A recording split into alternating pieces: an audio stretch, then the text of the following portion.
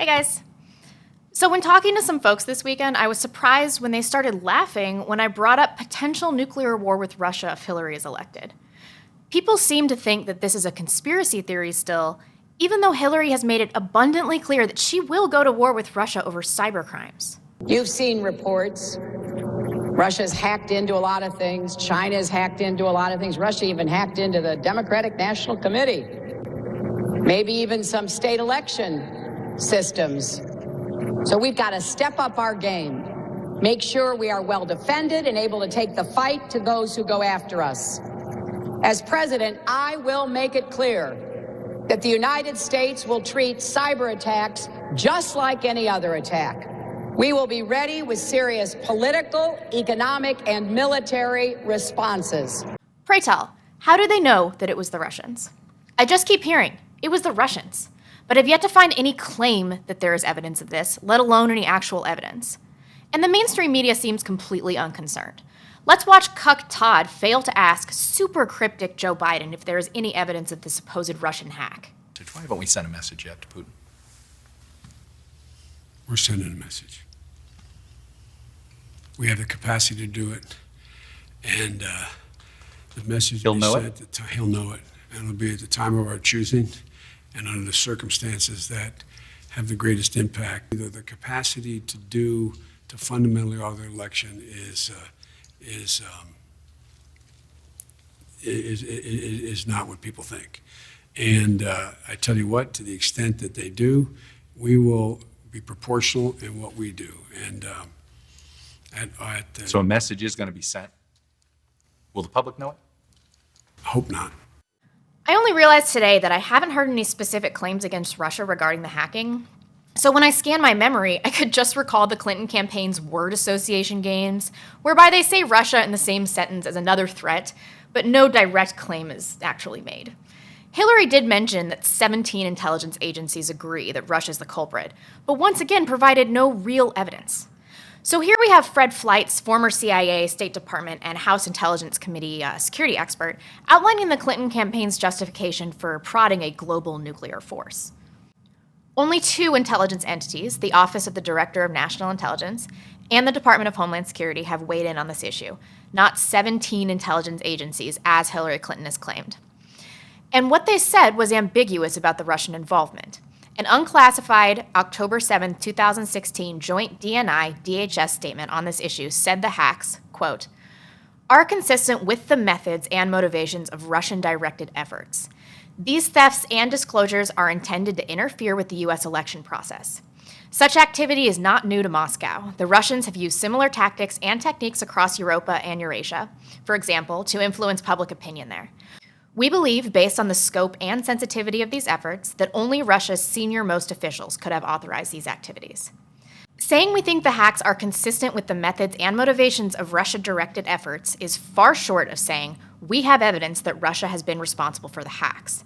Maybe high-level officials would have authorized them if Russian hackers were responsible, but the DNI and DHS statement did not say there was evidence Russia was responsible. Yet Hillary, time and time again, connects WikiLeaks and Julian Assange to Russia, although it is much more likely that the WikiLeaks source comes from within the DNC. So why is she so eager to engage Russia in a conflict?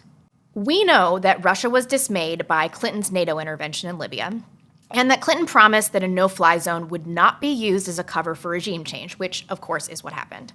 So you can see the sensitive nature of Hillary once again asking for a humanitarian no-fly zone. And this is from The Guardian. Retired senior U.S. military pilots are increasingly alarmed that Hillary Clinton's proposal for no-fly zones in Syria could lead to a military confrontation with Russia that could escalate to levels that were previously unthinkable in post-Cold War world.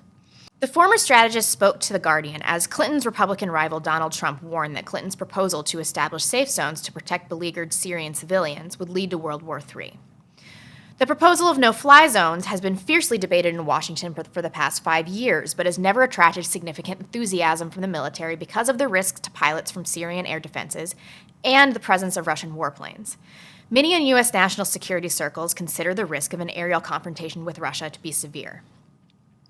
I wouldn't put it past them to shoot down an American aircraft, said James Clapper, the U.S. Director of National Intelligence.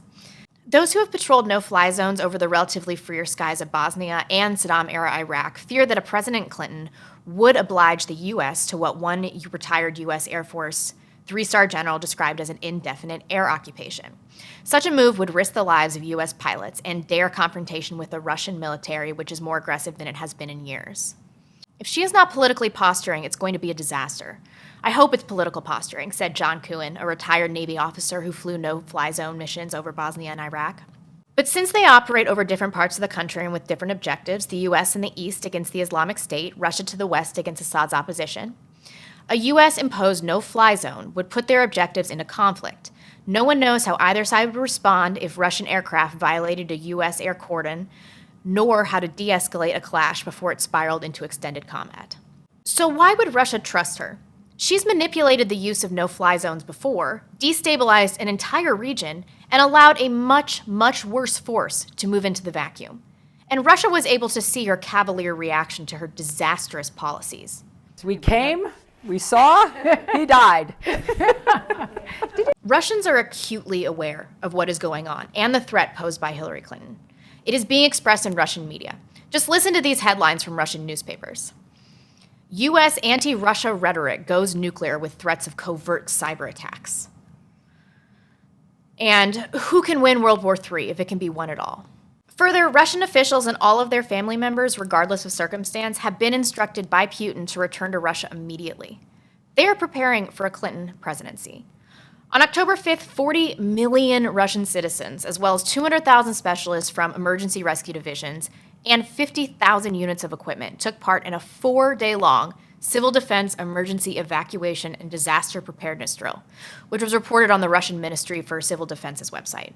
They see Hillary as the warmonger that she is, and although they are preparing, Putin does not want war with the West. Госпожа Клинтон избрала такую агрессивную риторику и агрессивную позицию в отношении нашей страны, в отношении России. А господин Трамп, он напротив, он призывает к сотрудничеству, во всяком случае, в деле борьбы с терроризмом. Ну, конечно, мы приветствуем всех тех, кто хочет с нами работать вместе. И считаем ошибочным положение о том, что нам нужно ссориться постоянно с кем-то. Another recent headline in Russian media was, Donald Trump has no appetite for war with Russia. And of course we know that this is true, as Donald Trump rightly views Russia as our natural ally against ISIS. And although he might not trust Putin, he does understand that the enemy of my enemy is my friend. And Putin also understands this. Hillary and her campaign know that they can simultaneously vilify Putin and Trump by inventing some sort of friendship between them. I don't know Putin. He said nice things about me. If we got along well, that would be good.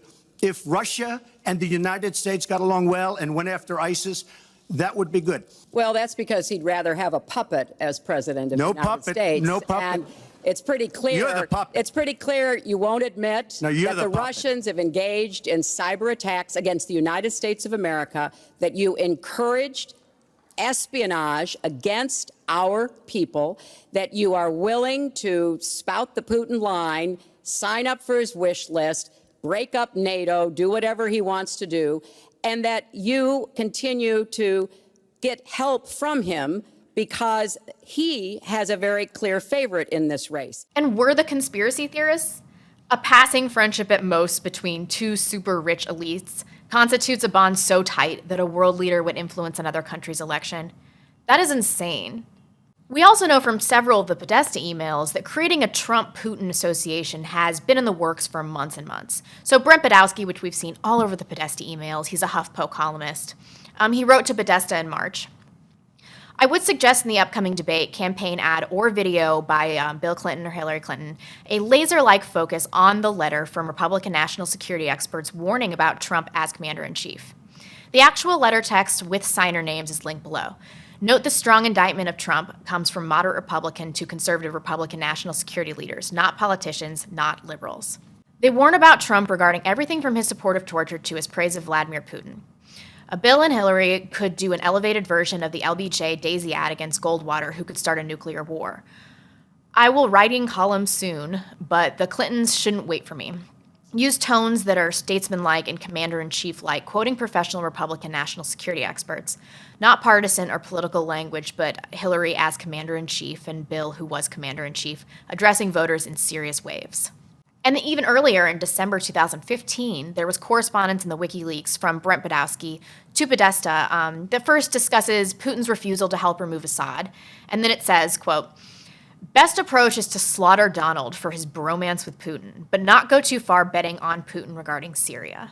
It is obvious that the Clinton campaign has conspired to associate Trump with Putin, regardless of the absence of an actual relationship, even planning to, ironically, make him appear to be the nuclear candidate, a la Barry Goldwater.